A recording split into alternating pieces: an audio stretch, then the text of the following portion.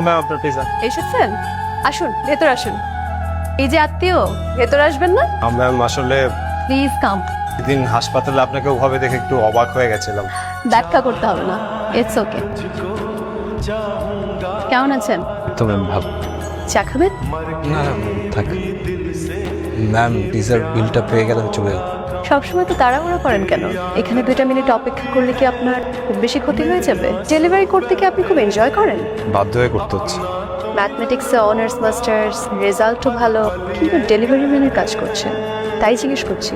এই যে এত পরিশ্রম করে সারাদিন ডেলিভারি করেন, সে কত ইনকাম হয়? আমি জাস্ট জিজ্ঞেস করছি কারণ আপনার বর্তমান স্যালারিটা না জানি আমি ফিউচার স্যালারি কিভাবে ঠিক করব। আমি ঠিক করেছি আপনাকে একটা চাকরি দেবো। ম্যাম আপনার ফুড, আমি আসি। 1 লাখ? আপনি আমাকে দিয়ে কি এমন কাজ করাবেন যার জন্য আপনি আমাকে এত টাকা স্যালারি দেবেন? আপনি শুধু অ্যামাউন্টটা ঠিক করুন, কাজ কি সেটা ঠিক করে একদম করুন।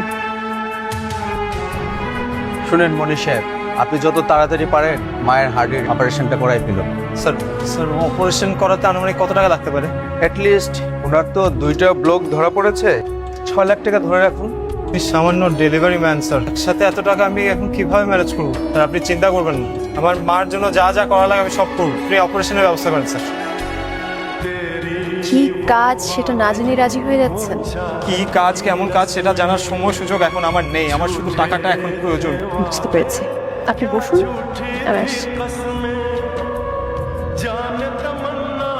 মনির সাহেব,